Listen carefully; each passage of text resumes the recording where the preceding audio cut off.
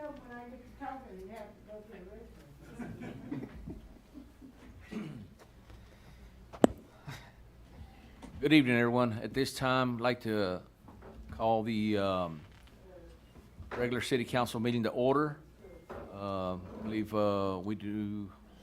we have one council member, Mr. Hancock is absent. At this time, we're going to have a pledge to the flags.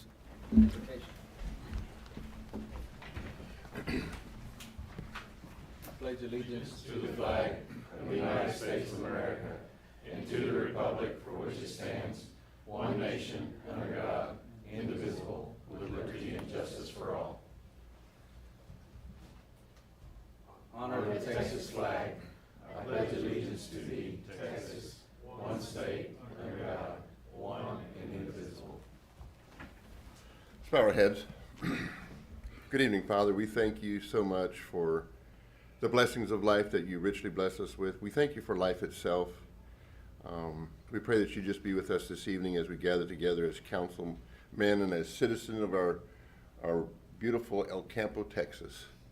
Father, this evening as we come before the city business, I just ask that you give us wisdom from above, that we could do the best, make the best decisions that would benefit our citizens in El Campo. Father, we thank you for everything. In Jesus' name we pray, amen. Amen. Thank you.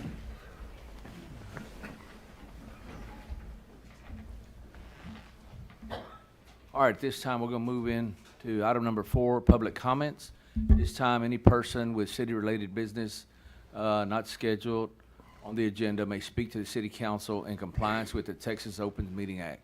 The city council is limited to making a statement of specific factual information in response for the inquiry or reciting existing policy, but may not discuss, deliberate, or take any action on any item. Each speaker will be limited to 3 minutes. The issue may be placed on a future agenda for consideration.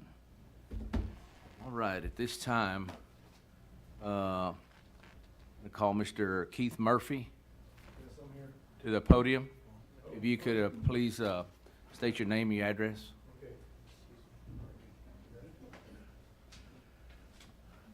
So my name is Keith Murphy. I live at 1405 St. Luke's Drive in El Campo. And I wrote it out so I wouldn't forget it. First, I want to thank you for allowing me this time to say what's on my mind. It's not going to be entirely pleasant, but it's just what I think. So, you already know most of what I'm going to say. It's not new. It's just going to be a rendition of what you've already heard. But some things will be different. And at the end, I'm going to make 2 proposals. So the subject is the high tax rates. I know y'all go round and round about this, but I want to throw out some things. So I'm sure you probably know that the tax rate in El Campo is around, I'm a property owner, is around 2.2, and the Texas average is about 1.8. So it's quite a bit higher in El Campo than the average in Texas for their towns. How did this happen? Well, it happened because when El Campo became incorporated. So what happens when you become incorporated? You add on another layer of services that you don't have in areas that are not incorporated. So what you don't know is that I came from a town on the east side of Houston, Highlands. It's a little bit smaller than El Campo, about the size of Wharton, in population. Highlands was never incorporated. I lived there many years, never incorporated.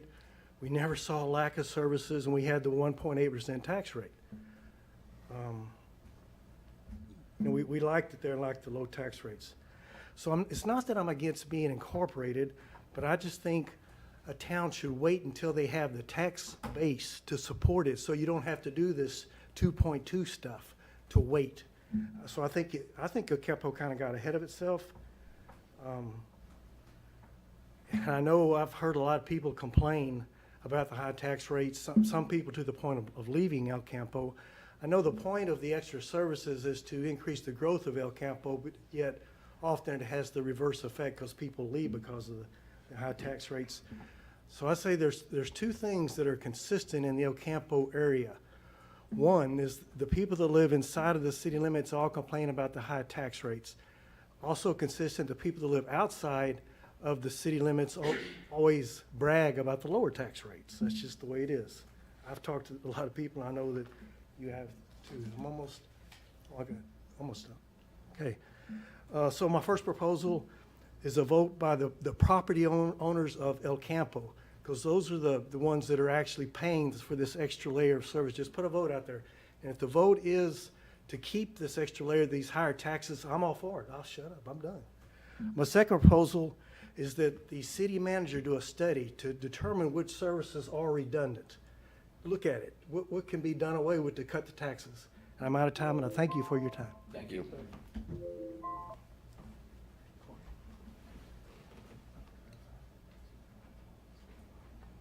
Next, we're going to call Ms. Gloria Harris to the podium.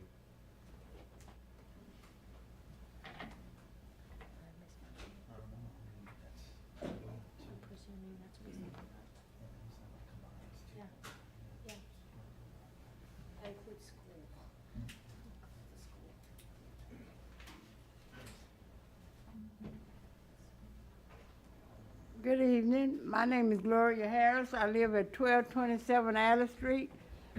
I served this community for 30 years. I'm up here to complain.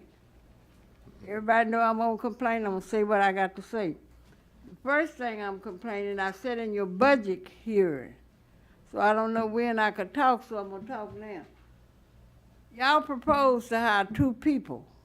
You hadn't decided, but you're thinking about it. I don't think you should do that, simply because maybe we do need them, but it's another plan that you can do. Hire a contractor to mow that excessive grass that we have. We done it before. We can do it again. And let those people that you have in your department do what they supposed to do. You hire 2 more people, you're taking on another burden. Not only are you paying their salary, you're giving them insurance, you taking all of that, and most of them got families, and they got to be paid their insurance. But if you hire a contractor, once he get his work done, you're done with him. So I think that's what y'all should do for that. My next complaint is, I don't know who we hired, but I know we got somebody other than the trash company and the city to pick up all of this damage we had. We had a bad damage. So I know that could not be helped, because that's that man up above. But I'm also afraid that that man up above gonna send something else through here, and we gonna have them cleaned up what we already have. So I don't know what company we had, but I know we got a company that comes in during the hurricane. I don't think they done a good job. Maybe they coming back through. Maybe the citizen needs to know when they coming back through. So, because a lot of people clean out the front part of the yard, but they didn't clean out the back part. So all of that needs to be cleaned out. We got a lot of trash. If you ride around town, Councilman, and ride in your district, you'll see a lot of uprooted trees that haven't even been cut. They're in the backyard. But eventually they're going to cut them and put them somewhere, and probably out there on the street. So we need to tell the public what they need to do, okay? Now, my time gonna run out because I got lots to say, but I'll be back. I come back to another meeting, or either I'll pick up the phone. Yes, ma'am. Thank you, Ms. Harris. Thank you, Ms. Harris.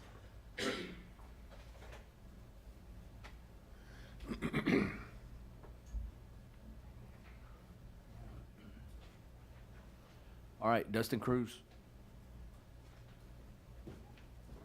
Hello. Thank you for being here.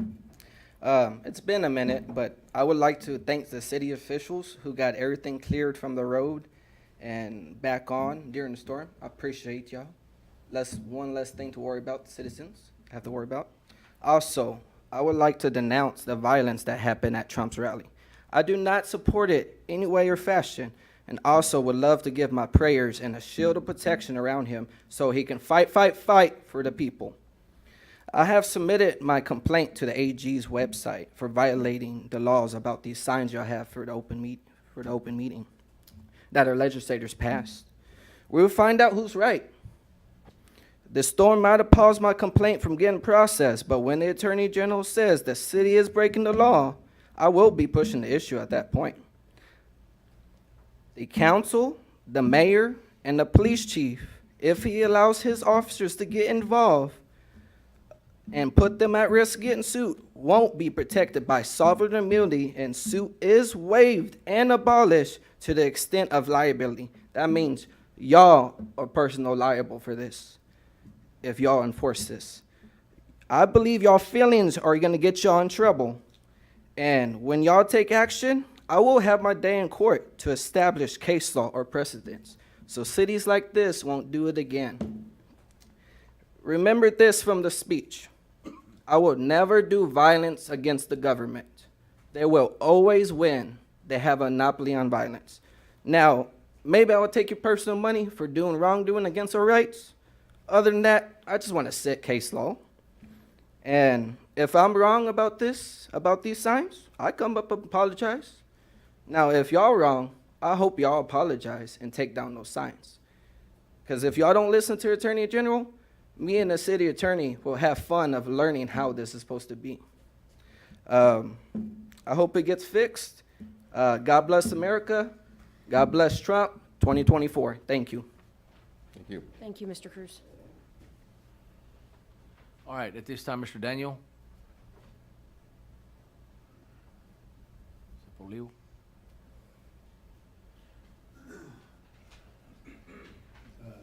Good evening. My name is Daniel Spolio. I live at 1307 Sam Street. I have a complaint about the trees that are hanging over the street. When the hurricane came, a lot of the power went out. We lost power for a while, and that was due to the trees that had fallen onto the power lines and cut it out. And I had mentioned that to one of the city people. I believe I spoke to somebody here about trimming the trees back before that even was an issue. And I was told, okay, they'll look into it, and nothing ever happened. And I wanted to make sure you guys know about that and do something about that in case there is another hurricane. That would be alleviated if the trees were cut back only over the street itself, because that's where the power lines are as well. And street lights. When I first moved into Sam Street, there was no street lights, one on one end of the street and one on the other end of the street, and it was completely dark in between. Now, I got with the city planner here, I believe, and I got him to put up 3 lights on my house back. But there's still a dark area from my house toward Palacios Street. And if we trim the trees and put up more lights, I think it would alleviate any kind of criminal activity or anything of that nature. So I just wanted to make sure that you guys are aware of that. I'm done with what I need to say. So. All right. Thank you. Okay, Daniel. thank you. All right.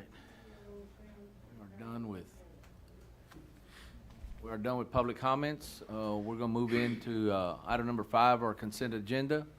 Approval of City Council regular meeting, July 22nd, 2024, at 6 p.m. And the remaining 8 items. Yeah, which is, and then item number 2 was the resolution of R 2024-35, approving the extension of primary disaster debris removal agreement with Ceres Environmental, authorizing the city manager to execute the agreement. Item number 3 was resolution R 2024-36, approving the extension of the secondary disaster debris removal agreement with DRC Emergency Management and authorizing the city manager to execute the agreement. Item number 4, schedule a public hearing on City of El Campo 2024 tax rate on Monday, August 26, 2024 at 6 p.m. Item number 5, schedule a public hearing for the City of El Campo fiscal year 2025 budget on Monday, August 26, 2024 at 6 p.m. Item number 6, schedule first public hearing for the City of El Campo utility rate increases on Monday, August 26, 2024 at 6 p.m. Item number 7, schedule second public hearing for the City of El Campo utility rate increases on Monday, September the 9th, 2024 at 6 p.m. Item number 8, consideration of the action on the 2024 certified property tax roll taxable value of new property, appraised value of all property, and taxable value of all property. Item number 9, consideration of the action on the 2024 truth in taxation calculation, 2023 excess debt collections, and 2024 anticipated tax collection tax rate. So that is our 9 items on our consent agenda. Would anybody like to make a motion to approve? I'll make a motion we approve the consent agenda. Second. We got a motion and a second. Any discussion? I've got questions on, maybe, is Siri's difference between what we were told to expect and what we are now looking at part of the consent agenda, is that individually in another item? Garrett, you want to answer his quick question? You want to pull it out? Well, I'd just like to have confirmation. He's asking for clarification. Is that part of the consent agenda, or I've seen, I can go through the agenda, it's 175 pages long. So They're two different things. This is just extending our normal contract. This has nothing to do with our current disaster we're managing. We're up for renewal, so it's time to renew. This is the second time that y'all will be doing that. It allows for 2 times. This is the second time, right? That's what- Yes, next yeah. year we'll go out for RFP. Yeah. Okay, my second question is, with regards to the tax roll and consideration of the certified property tax roll, again, if we have questions about it, and we do this, and it's not right, what happens then? I mean, do we have is this something that we should postpone, that we shouldn't postpone, that we can go ahead and vote on and come back to it? So there's no action to take on those items. I Those know are, it says action, that was a yeah, those mistake are truth and on both of taxation. They're those. required to be put on the agenda. We had a special call meeting for it last year. So the ones later are just the setting the record, the ceiling. But at this point, they have to provide that off the certified values. That can't change. Thank you. Any more discussion? So, but if it's a certified value and it's not correct, then we're approving that. We're approving the certified value they provided us today, correct? So In this item? even on the item itself, you're not approving it. It's just an informational item to provide you the report Yeah. provided to us. And the certified value changes throughout the year because there's values under review right now that could change that number up or down. And they could have made decisions on them since they were supposed to be certified on July 25th, but that doesn't affect that value. This isn't accepting 8.7 bill, or whatever, $888 million. It doesn't mean you're stuck with the 880. Right. And that's how No. we're gonna figure things out. Right. No, doesn't and mean that. you're not even accepting, it's just an informational report that we have to provide. It's mandated. We worded it wrong. I apologize for that. Thank you. We got a motion and a second. All in favor? Raise your right hand. Motion passes. All right, moving on. Now to the main event. Item number 6, items for individual consideration. Item number 1, review and discuss the City of El Campo's proposed budget and current property tax rate, the no new revenue rate, the voter approval rate, and the proposed tax rate for fiscal year 2025, and take action as necessary to direct staff. We're not sure that we need action on this particular item at this time, but because this was an overflow from the workshop. But if council's ready, in the next item, we'll ask you to propose the record tax vote. Again, you're not setting the rate until the end of, till September. You'll be saying, this is as high as we're gonna go, we're gonna publish the notices at that, and it triggers a public hearing. So if you're ready to advance to that next step, we'll move on to number 2. If you're not, staff can engage in conversation about this. We'll move on to item number 2. Consideration of an action to take a record vote on the 2024 proposed tax rate. Okay, so we just talked about this in the workshop, about how the budget is built around that higher tax rate. So the current rate is 0.44421. The no new revenue rate, that would not require a public hearing. If you elect to do that tonight, you'll be stuck at that rate or below it, is 0.44066. The highest you can go is 0.50036. Can't go any higher than that, or you'd require a voter approval. What you saw in the presentation a few minutes ago was a rate to support the budget. What is included in the packet is a 3-cent increase to give you safety in case you wanted to fund additional funding for streets at 47066. Again, you would set that as your ceiling. That rate could come down to the 46 we talked about in the workshop, or you can set the rate at anywhere in between. But we need to know how to run the notice. Okay, I have a question for the city attorney. I think it's for you. So do we have to give the cents per hundred? What I mean is, can we make a motion to approve the highest level of, say, the voter approval tax rate? Do we have to give the 0.50036? And the reason I ask that is it looks like we're gonna question the valuations that we've been given, and it could change the calculations. And if we approve it at, say, that 47066 tonight, that may turn out to be the voter approval number if there's an adjustment. My understanding is the rate can change on a subsequent vote if you need to. You can, based on the information you have right now, you can vote on this rate, but yet come back if the numbers change or the budget changes, you can vote on a separate number. Is that your question? Yes, well, I was just, do we have to use that number? Do we have to give a number when we make a motion? Does it have to be included in the motion? We need a number because the notice requires it when we schedule the public That's hearing. what I was- Mayor, I make a motion, we approve the tax rate of 0.47066 as the ceiling. That'll work. okay, we got a motion. Need a second? Second. We got a motion, and a second, to approve that at 00, what was that, at 4? No, 0.47. Point- 0.47066. Correct. Okay, so we got a motion, and a second, for the 0.47066. All in favor? Raise your right hand.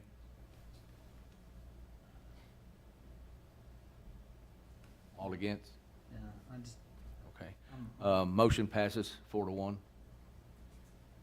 I just don't want us to have to do it over. 5-1, I'm sorry. 5-1. I voted no. Yeah. Understood.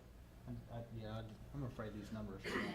I hear you. Not your fault. No, I completely understand, Mr. Ward. Okay, moving on.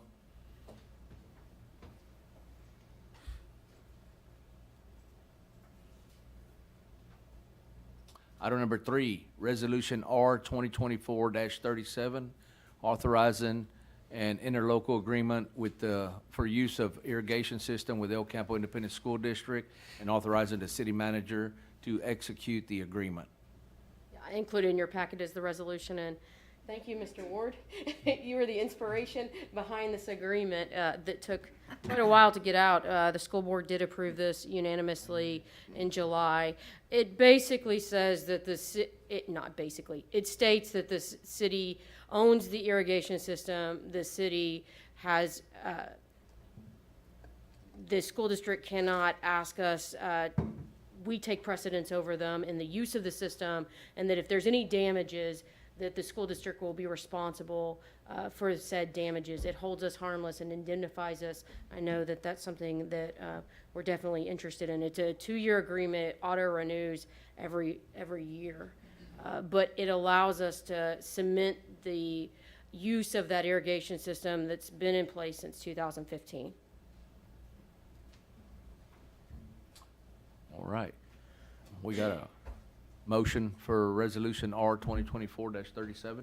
Mayor, I make a motion to approve Resolution R 2024-37, authorizing an interlocal agreement for use of the irrigation system with El Campo Independent School District and authorizing the city manager to execute the agreement.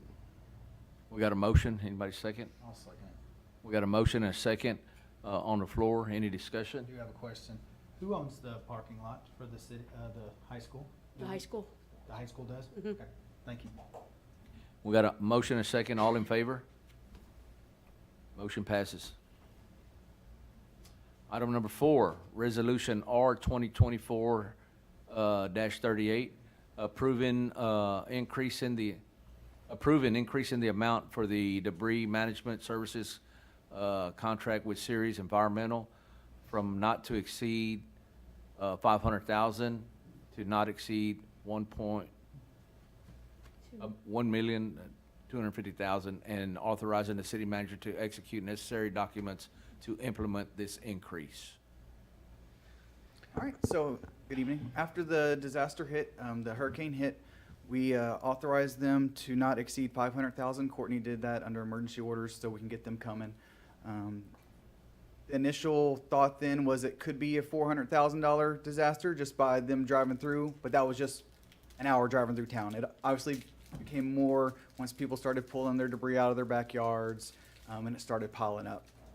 Back on July 29th, when we met with them, their new estimate is going to be around 1.15 million to get our debris out of our city. So we're giving a little cushion, and so we don't have to come back to you again and asking for a not to exceed of 1.25 million. And for this, we got to spend it now, but then with anticipation of getting up to 75% back from FEMA funds. Just, oh, sorry. Go ahead.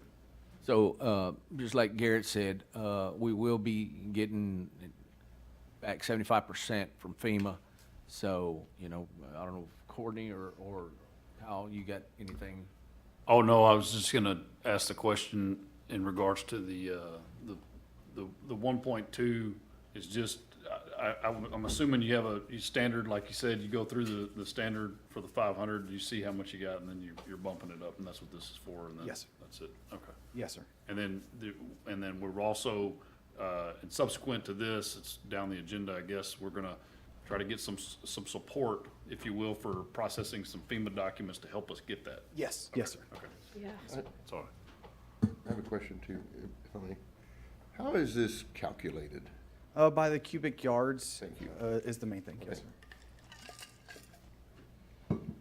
Did we agree to a flat fee not to exceed 500,000, or did we agree to a fee sheet hourly basis broken down that this is what we think it's going to cost? It was just a flat fee when we did the initial not to exceed.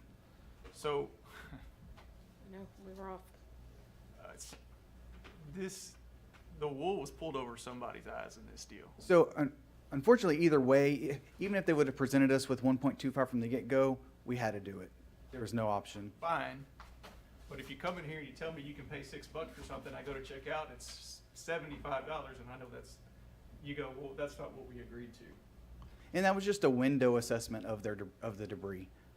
It wasn't any fine-tune, getting out, driving every street. So it was really a rate sheet then, it wasn't a firm So then fix? how do we avoid this in the Yeah. future? Say, hey, we're gonna come do it for $500,000, it won't be a Yeah. problem. Our contract, we have a contract with set amounts, so there's not changing the amount we're paying per cubic yard. It's just the amount of cubic yards we have is what changed. I think, so I'm okay if that's what it costs to clean up. What I don't like is, hey guys, $500,000, you're gonna get 400 of it back, everybody's gonna be good. And that wasn't the case at all. It's almost something where we reserve telling us what it's gonna be if we really don't know. I mean, if it was 500,000 and we had to go to 525, so be it. 500,000 to 1.25 million? But I don't think in this case, I'm gonna state my opinion, but in this case, they didn't give you a bid for the job. Correct. They gave you a rate sheet, and they said, we're gonna pick it up for this much. Well, see, And if it's this much debris, then it's gonna be this much, whatever. yeah, I so our mean, contract says what we're gonna pay for cubic yards and the time of the project manager and all that. We've already had that set from when we made the contract a couple years ago. It's just when we set the initial not to exceed, that's them coming and saying, it looks like you possibly have 20 to Okay, 30,000 I cubic follow. yards. And we had to sign off on that because we needed the notice to proceed. And that's what was happening there. But again, when we were signing that NTP, it was very early in the process. We didn't know what was going on in people's backyards. I'm seeing Ceres pull the debris off and more's appearing. I don't think any of that could have been anticipated when we were looking at that value. But now that we know what the sheer volume was based on our experience in this storm, I don't think I think you'll see us shoot that number a lot higher rather than lower as we go to our next event. Yes, definitely. Yeah, because we were looking at 20 to 30,000, and we're going to hit around 65 to 70,000 cubic yards.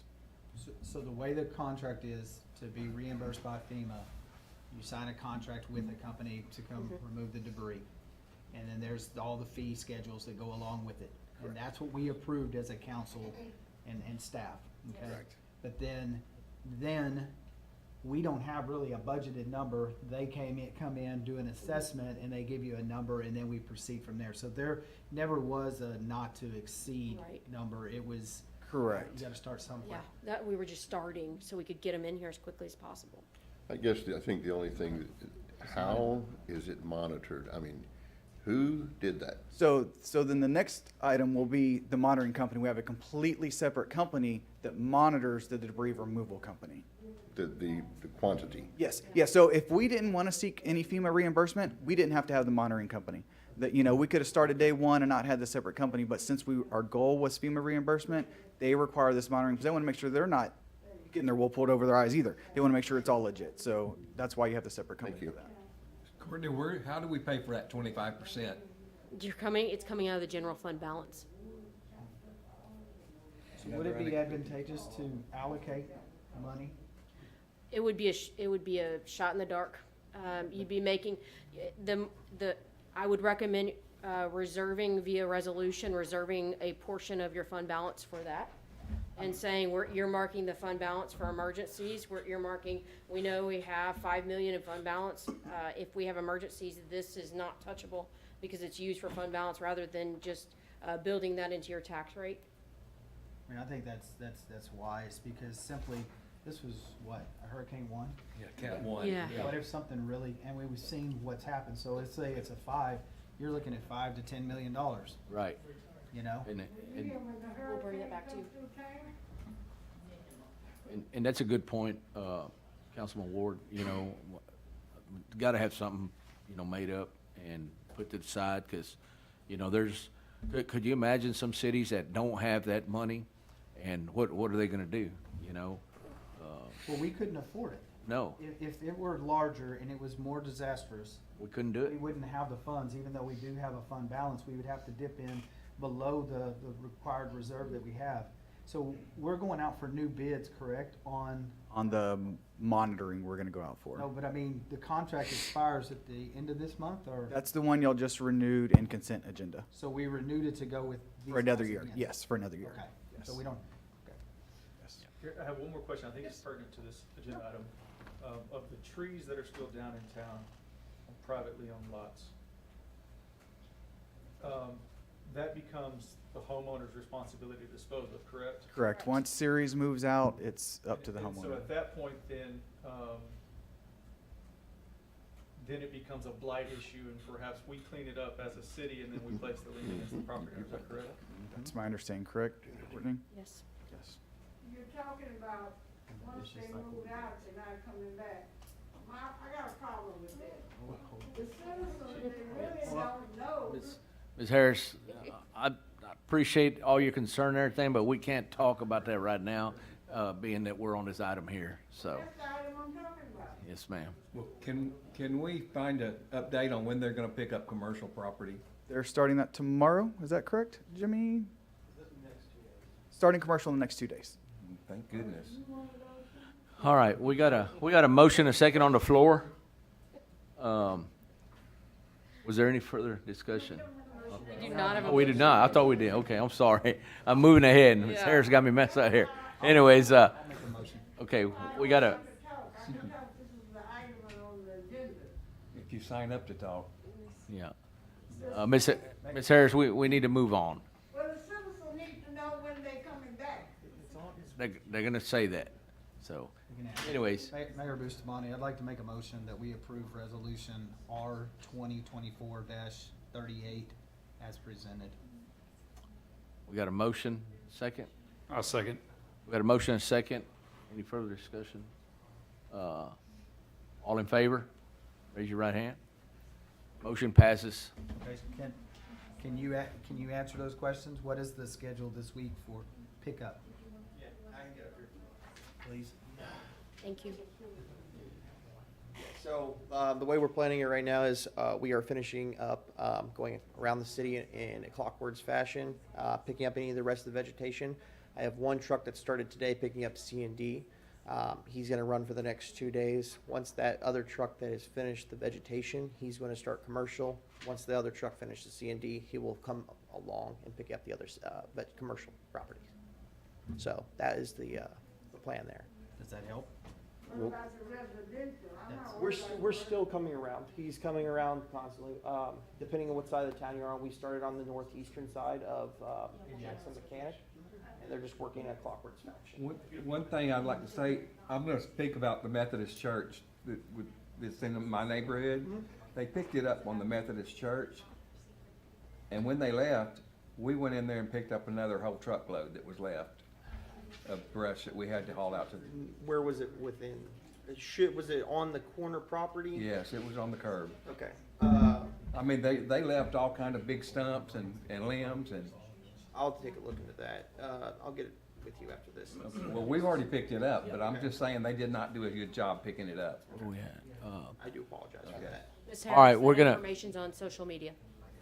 We're gonna, Information's on social Can I ask media. go ahead. I just want to make sure that Ms. Harris's answer is clearly understood, our question is clearly answered. How long are y'all still working residential? What, are you making your rounds the last Yeah, time? we were making our rounds, so the monitoring company has people going around constantly marking debris piles. Okay. We are following along those debris piles and picking up any other things that they have also not marked. So you're on the third pass, right? Yeah, so they're on the last pass. On the last pass. As of today, everything should be out of the curb. All right. Thank you. Thank you. We're on number 5. All Resolution right. 2024-39. Number 5. I'm sorry, Mayor, could you clarify who made the motion and second on 4? Motion was made by Mr. Ward, Mr. Ward, seconded by Mr. Wallace. Mr. Wallace. Was a 6-0 vote. Thank you. Okay, moving on to item number 5, correct? Correct. Resolution R 2024-39, approve and increase the amount for disaster debris monitoring services contract with Goodwin Mills Kaywood from not to exceed $175,000 to not to exceed $350,000, and authorizing the city manager to execute necessary documents to implement this increase. All right, so this goes hand in hand with that. Obviously, if there's more cubic yards, they're here longer. So for that, they're the monitoring company. We're paying for their project manager, the ops manager, and then all the debris monitors. The people that are actually, if Ceres has a truck there, there's a debris monitor guy there or girl there documenting it. And then when it gets to the DMS over at the old landfill where they're gonna grind it, there's another monitors there that are checking to make sure that that was that load. It's checked on both ends. And they'll be here throughout the whole thing, monitoring the whole process. So obviously if our amount's going up with Ceres, our amount has to go up with GMC. And again, this with the hopes of getting reimbursed up to 75% from FEMA. Jared, I just have one question. Maybe it's dumb, but hopefully it's not. Do they quantify how they come up with these numbers? Is there a breakdown where it aggregates to 175 the first time and now it aggregates to 350,000? It was a percentage based on the estimate of Ceres. So if Ceres was estimating 500,000, then it was 20 to 30% of that We should vote on 500,000. this now because it's not near as much as increasing. Okay. Yes, and as of in July, we've accrued 137,000 so far. And they've invoiced us, and when they invoice us, they send the time cards of everybody plus it's well documented is my point. Mayor Bustamante, I'll make a motion to approve resolution R 2024-39 as presented. Okay, we got a motion by Councilman Ward, Second. second by Councilman Wallace to approve Resolution R 2024 -39. All in favor? Motion passes. All right. He's still there. You're on a roll. Number 6. Item number 6, Resolution R 2024-40, authorizing the execution of task order number 1, GMC with Goodwin Mills and Kaywood GMC for consulting services related to Hurricane Beryl, not to exceed $100,000, and authorizing the city manager to execute the agreement. All right, so as you can tell, this is going to be a challenge to submit this to FEMA, so it's best to have the experts help us out with it. And as part of our contract with GMC, we already have the contract stating we can activate this part and they will help us for consulting services. They just need a separate task order for it.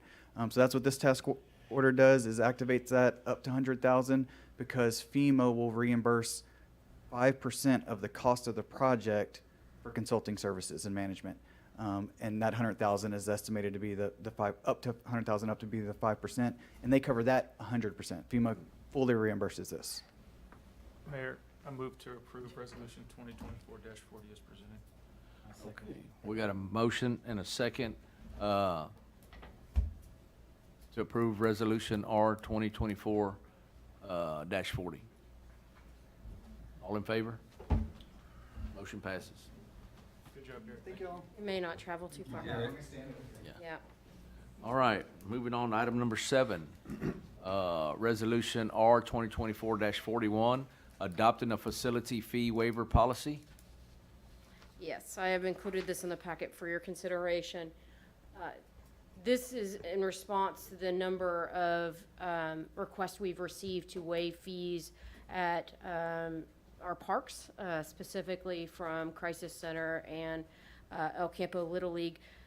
This policy spells out that who's eligible for fee waiver, which would include intergovernmental cooperation or nonprofits or an official city partner. It also states that fee waivers won't be granted for fundraisers, commercial events, corporate events, family or social gatherings, events that provide no community benefit, trainings that charge. It limits the willingness of us to waive the fee for the Civic Center. We will not waive the Civic Center fees on Thursdays, Fridays, Saturdays, or Sundays, as those are prime rental days, just so we're clear and those coming to us understand that. The one big change that we probably should talk about is that this shifts the approval from council to the city manager. However, if they do not approve it, and the city manager will be operating within the guidelines of this request, the appeal would be made to city council. So just one step away from coming to you guys over and over again for these. It's a $150 application fee, and fees can be waived for up to 3 years. The intent is that if any fees are waived, council will be notified. That would be provided in the form of the quarterly reports, so you could see what fees have been considered and which ones have been waived or denied. Any? I have a question. Sure. Please clarify, bless you. Bless you. Please clarify, oh my gosh, where's it at? The fundraising. Fundraisers. Yeah, fundraisers.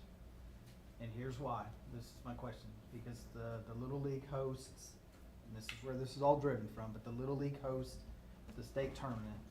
That's not a fundraiser. Right. However, the Hook, Line, and Dinger is deemed as one of their largest fundraisers, even though it's a tournament they host. So I just want to make sure we understand, or if we need to get some clarification, because that is how it's been advertised. Ronnie, are I'm we? not trying to put you on the spot, but I mean. No, I know, I just am not sure how we,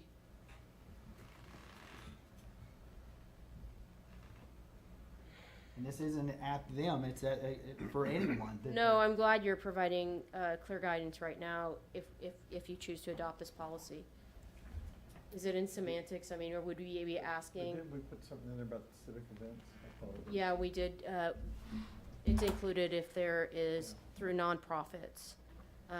But we do prohibit fundraisers and commercial events, and to Mr. Ward's point, if a tournament is advertised as a fundraiser, then it would not qualify for the waiver. I mean, obviously, they can change that. I mean, they can just change how they word it going forward. Can we strike the word fundraiser? You can make fundraisers eligible for Yeah, for waiver. I think for you'll be beach. inundated. Yeah, you're opening Yeah. wide open than anyone. Yeah, we intentionally put that in there to sort of hem in the requests so that we wouldn't have just every organization asking to host their fundraiser at the Civic Center. Well, Steve has a good point, because the hook, line, and dinger tournament's a bigger tournament than the state tournament was. Mm-hmm. It's gonna put more heads in in beds. Well, I think this is a very good start. Thank you. I think it needs to be done. I'm not so sure how it's gonna work with, going to committee and all of that just yet, but it's new and we can tweak that. But it's a good start, and then we have it outlined so that there's no question of why one may get it over the other. Agreed, That was the intention. That's why I presented it to So you. can we just tell Little League not to advertise that as a fundraiser, to advertise it as a Little League function? I don't think I would have said that. I will not be doing that. I'm not. All right, well, Mr. Collins, I I don't don't know, know. we gotta think about that, yeah. You think we should Yeah. spend some time on I that? think so. Should we bring this back? Go ahead. Mayor, I move to postpone this Yeah. item Yeah. until further clarification from our city attorney and staff. I second the motion. we got a motion and a second to postpone until city manager brings it back to us. Okay. All in favor? Motion passes.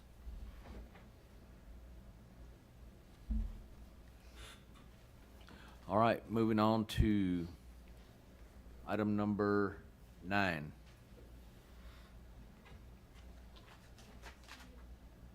We're asking for an appointment to fill the vacant term on Keep El Campo Beautiful.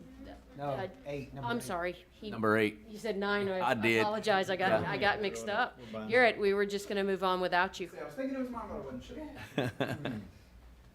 All right, so I come to y'all to request approval to purchase new LifePak 35 monitor defibrillators from Stryker. It was about 5 years ago y'all approved the purchase of the Zoll X series, and even since then Zoll has come out with a new monitor. The typical monitor has a lifespan of 7 to 8 years, but I believe these monitors have some key features that are are better for our clinicians, but also better for our patients. For example, right now with our current Zoll monitor, these are just the high points that I like to point out. Our current Zoll monitor, for some reason, when the crew checked off the truck in the morning and they left it on and the battery died, and we go to cardiac arrest, we can plug it in, but we can only take blood pressures and things like that. It doesn't have enough energy to shock the patient. These new monitors do. If it's dead as a doornail when we show up, we can plug it in and it has full functionality. It can shock. So to me, that could be a lifesaver. Also, when we're doing CPR, this will read the rhythm through the CPR, so we're not having to pause and their blood pressure comes down and all that to where they're not going to be revived, because it'll read the rhythm.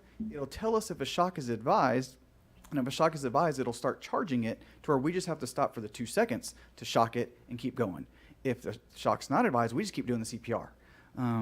It also has some other great features where we can log everything we do on the screen. It's like an iPad type screen, but they said they've taken a screwdriver to it, the rep did, and it didn't do anything to the screen.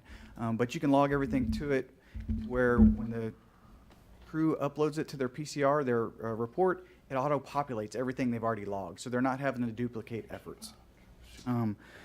So as far as funding, would like to do 0% financing for 25 months. That just spaces it out through over 3 fiscal years. Because if we order tomorrow, it'll be in within a month, they say, so we can still pay for the initial payment out of this fiscal year.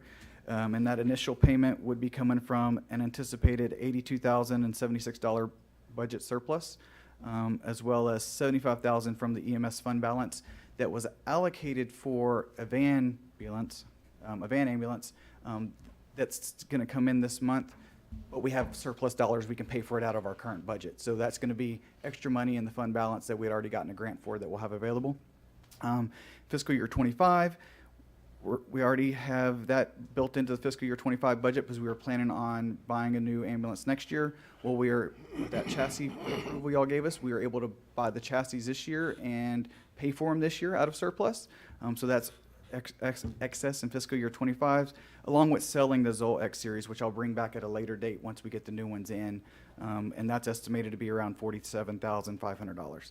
And then fiscal year 26, just working that $62,000 in fiscal year 26 that the ESD is going to be used to because it's already in fiscal year 25's. And a reminder, this all comes out of the EMS fund, not anything with the general fund. How long will it take to train the paramedics on this new equipment? So luckily, a lot of us that have been there a while, it'll be super easy because we had life packs before we went to the Zolls. So we all loved the life packs. So I'm anticipating 3 to 4 weeks. It shouldn't be that long. So we'll keep our other stuff that they're trained on while they're training on this new stuff? Yes, sir. Okay. All right. Anybody like to make a motion to authorize the purchase and financing of 5 LifePak 35 monitor defibrillators with accessories and service plans from Stryker for the price of $328,726.05 with 0% financing for 25 months, and to direct the city manager to execute any necessary documents to complete the transaction. Mayor Bustamante, I move that we approve the purchase of the 5 life packs as written in the staff recommendation on the screen.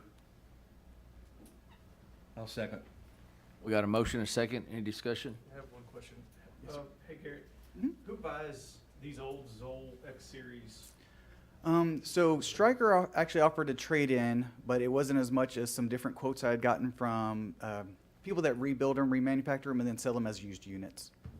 So there's plenty of companies that do that. So I've actually got 3 or 4 quotes already. Okay. We got a motion and a second. All in favor?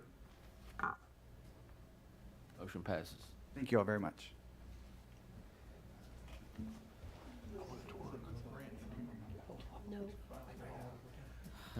No, just All right, moving on to item number 10. 9. Mayor. Appoint. Don't do I'm that. trying. I'm trying to hurry up. Don't do that to me Excuse again. me. Item number 9: appointment to fill unexpired term on Keep El Campo Beautiful Board. Yes, and this is to fill Jim Van Antwerp's term out. You have applications from Pam Clapp. Mr. Stoner has withdrawn his application. Joel Green, Rosie Almazar, and Cody Goins. I would make a motion for Pam Clapp. We got a motion by Councilman Ward for Pam Clapp. Second. Second. Second it. Got a motion and a second. All in favor? Motion passes. Okay. This one involves everybody. Misunderstood this one. We're at number 10, Mayor. All right. I didn't say anything until you gave me direction there, so. He Okay. thought we were going to 11. There's no 11. Now, item number 10. I had to work. And it is Appointment of members to the Comprehensive Plan Advisory Committee. So I believe all of us have to vote here? You know, you have to name your two Name, appointments. name two appointments, if So- you guys have them. We can start, with Councilman Koblenz. Okay. So I did make the phone calls. I did get interest, and my two nominees are Bobby Pettis and Miss Gloria Harris. Good deal. Councilman Mine Ward? is, Nicole Johnson Cole Johnson? and Lisa Bubella.